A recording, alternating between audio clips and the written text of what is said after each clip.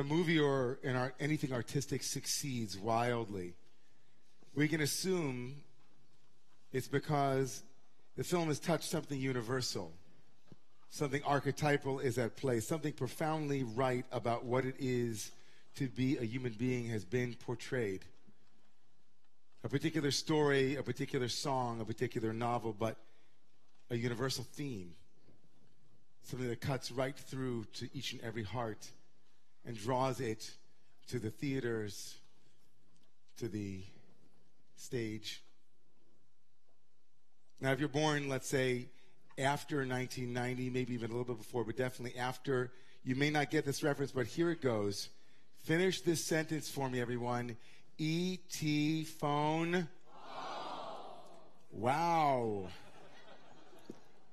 Wow, there you go. I was in St. Louis earlier in the week and I said E.T. and everybody like, what?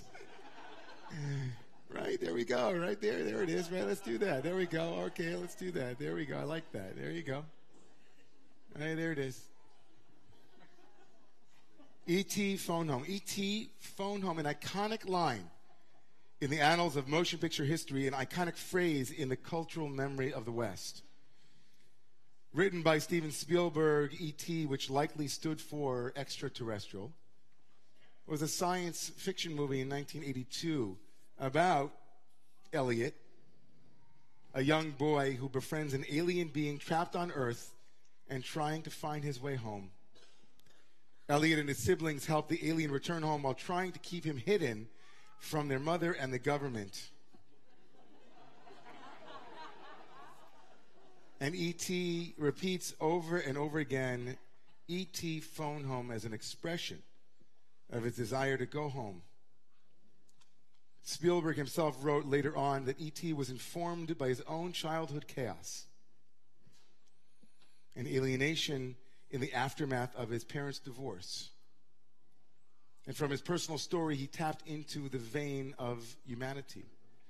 From Odysseus and throughout the West, the notion of nostalgia, to go home again.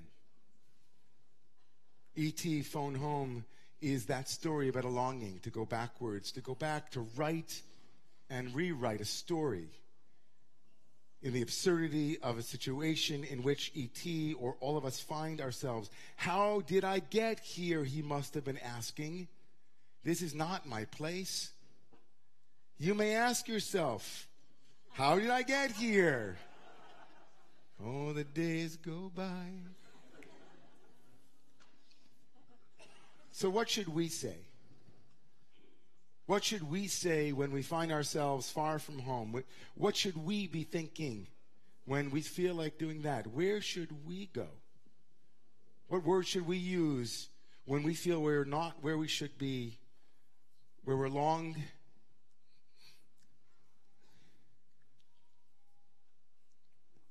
from home?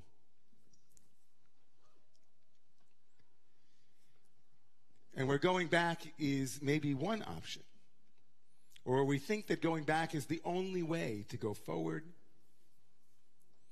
Or is that too a way to continue being lost? Is going back to go forward also a way to continue being lost?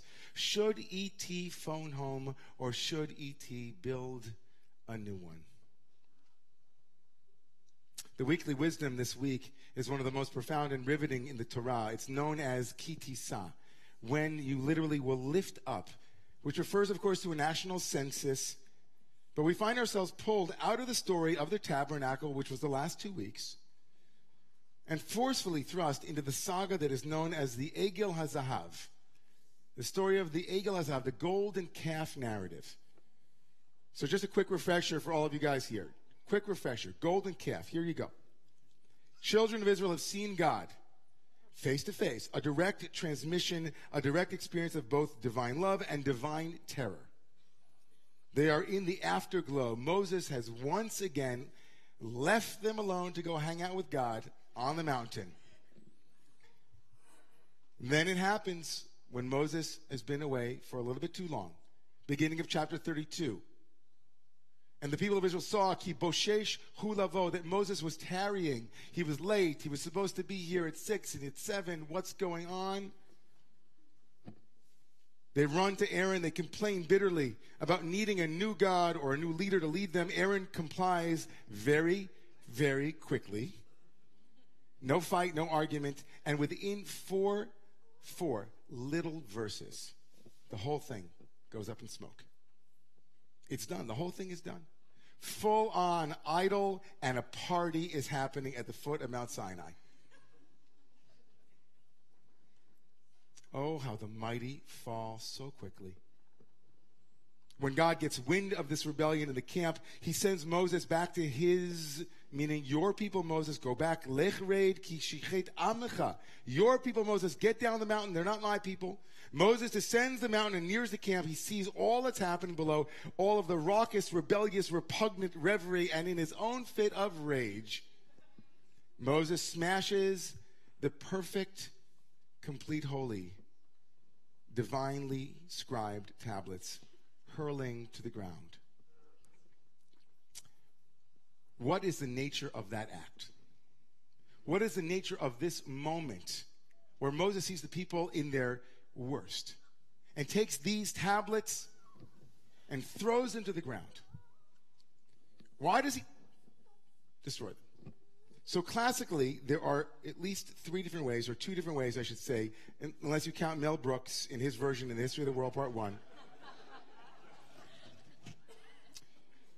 The first classic way, the classic way to read this is that the justifiable disgust and disbelief that Moses feels wells up in him, and he throws the tablets down in a fit of rage.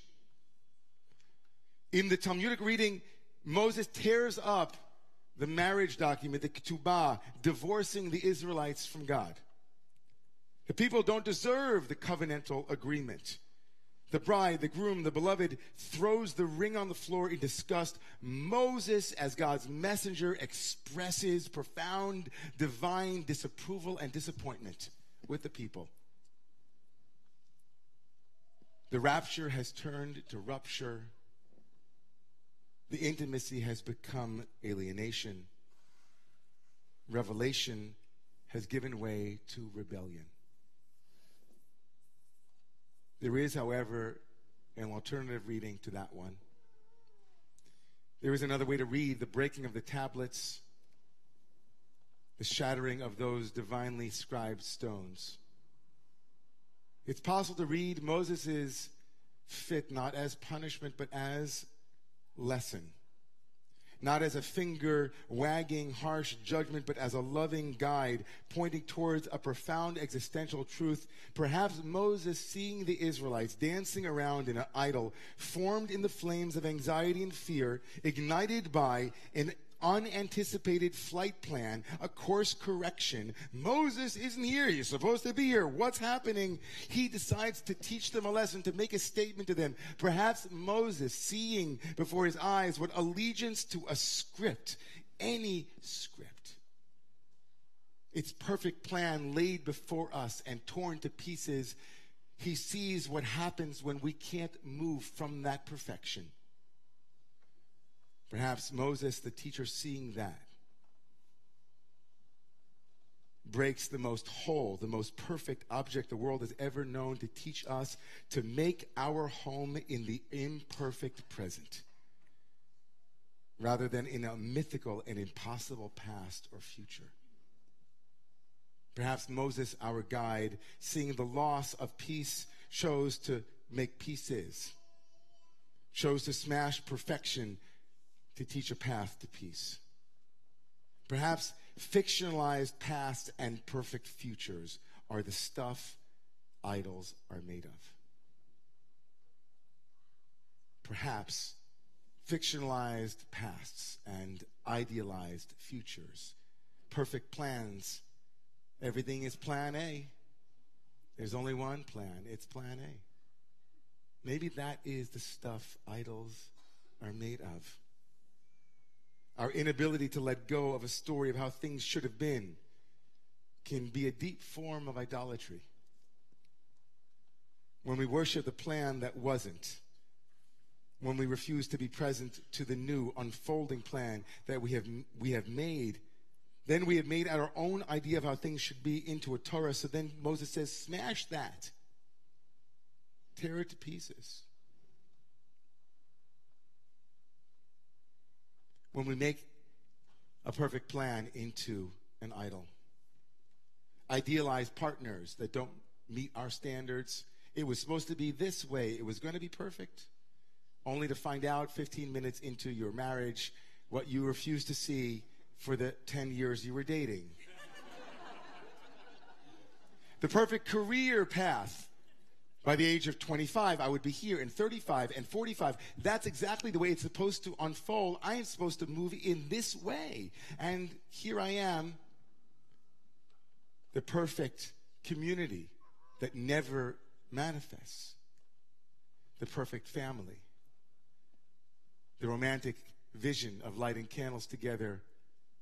I remember as a kid, when I was 18 years old, I went to Israel for a year, and in my first year of seeing Orthodox Judaism in a way that I hadn't seen it growing up in Great Neck, Long Island, I was exposed to the beauty of Eshet Chayil and the beauty of like kids getting blessed at the Shabbat table. And I thought, it's all so rosy and perfect. That's the way it's always going to be. All you have to do is become Orthodox. And it comes with the kit. You just get it. Right? You sign up, you say, I'm going to be ultra Orthodox. Okay, here's your wife. There you go, check. And here's what you say Friday night when you get home, check. And then you wake up and everybody is cheery-eyed and they're singing Uncle Moshe. If you don't know what that is, it's okay. It just comes with it. Right? The perfect, idyllic family. Look how loving they are. No one ever fights on Shabbat. I'm sure all of you have that experience. Meaning the experience of never fighting on Shabbat. Idealized notions, tablets set in stone, written with God's perfect ink, inscrutable, immutable, absolutely the way it should be. And Moses comes down the mountain and he says, hey, idol worshipers, you think that golden calf's an idol? Let me show you an even bigger idol. These 2 tablets. You think I can't smash these? You think these are beyond? Throw those down too. Because it's plan B from now on. And it turns out that plan B is stronger than plan A. That the tablets that are hewn from the broken pieces, the tablets that are made by Moses and by the people in the aftermath of the trauma are stronger than the tablets that God self made. The perfection of God is even weaker than the imperfection of human beings who rise up like phoenix from the ashes of perfect plans that have gone awry. From the ingenuity and the perseverance and the power and the presence that comes with seeing a dream go up in smoke.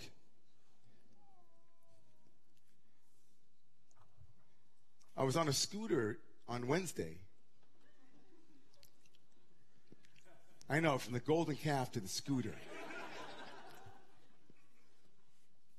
I'm driving up on Amsterdam Avenue with Bear, my 9.5-year-old son.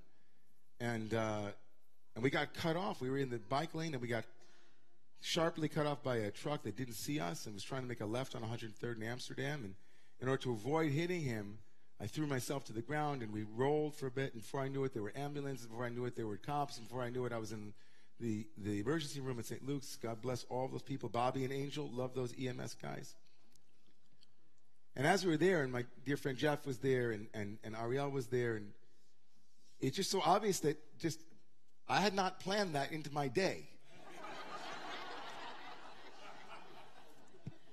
It just wasn't in the tochnit. It wasn't on my luz. Okay, breakfast, meet Nige, and then on the way, then we'll spend 5 hours in the yard till they figure out that it's okay. And while we were there, it was just the most remarkable thing because we were there. And we were fully there. We were with each other, and we were making hay of the whole thing. We said, you know what? This is where we're meant to be. The beauty of the nurse that came in, and the tenderness, and watching and praying for all the people in the hospital around us, and just being there. Not in plan A and how the day was supposed to unfold, but just there. Not in regret and remorse. And if I would have, of course, I thought that a couple of times.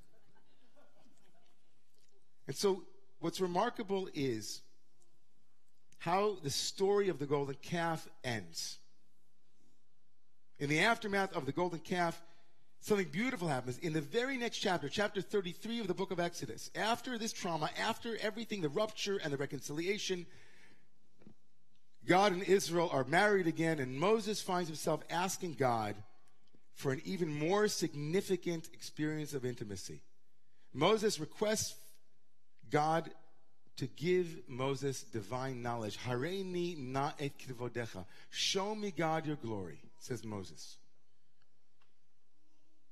This is understood by our ancient sages as a request to know God's inscrutable way.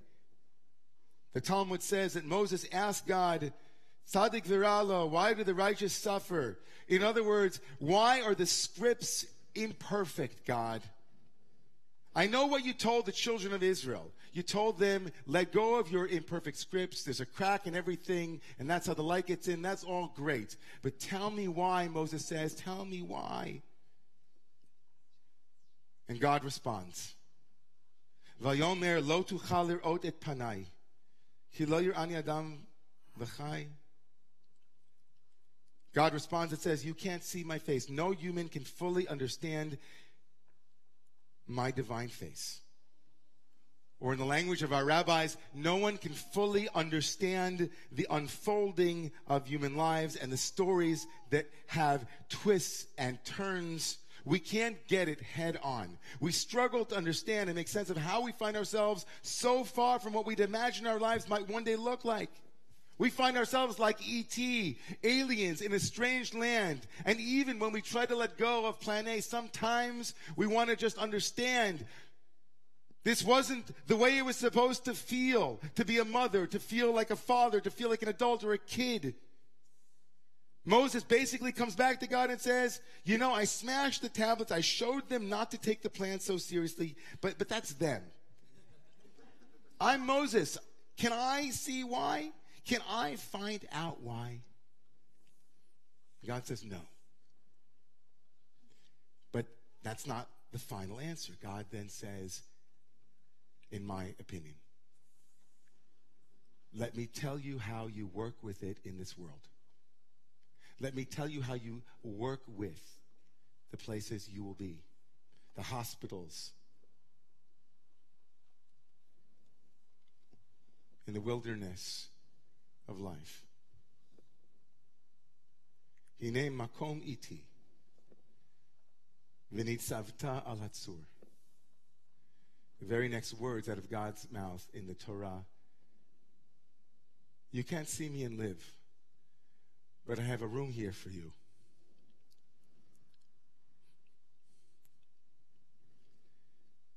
I have a place here.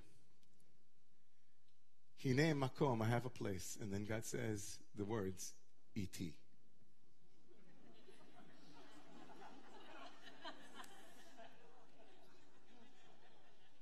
Which in Hebrew means with me. E.T. phone home. Or E.T. means with me. E.T. means with me. I will be with you. You will not be alone. If you will make room in your heart, if you will make room for faith, you will stand on the very rocks that you broke. V'nitzavta al hatzur, you will stand on rock. If you will be with me, E.T. Had E.T. known that, maybe he would not have longed so much for a world far away. He might have said, right here with me is E.T. Right here where I find myself today, tomorrow, next week, in a month, I might find myself in a place and say, how did I get here? And I might say, you know, God is in this place because there's no spot where God is not. Here, E.T. with me. So whatever you call her, she longs for a place to live in this place, in the heart. Every day.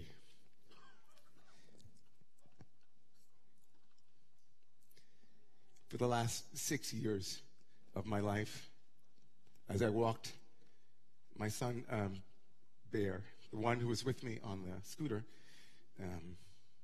And hope one day the bear will watch this.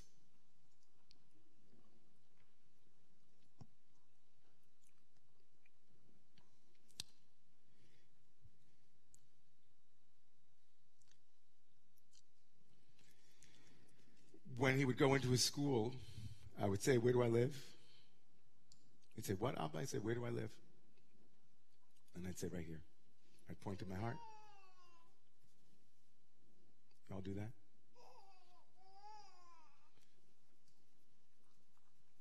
E.T. means with me. E.T. means with me. Wherever you go, whatever the plan was, there's a new plan. And home is not far away. Home is right here. And God bless all of us on all of our journeys, wherever we go, to remember E.T. means with me. Please rise.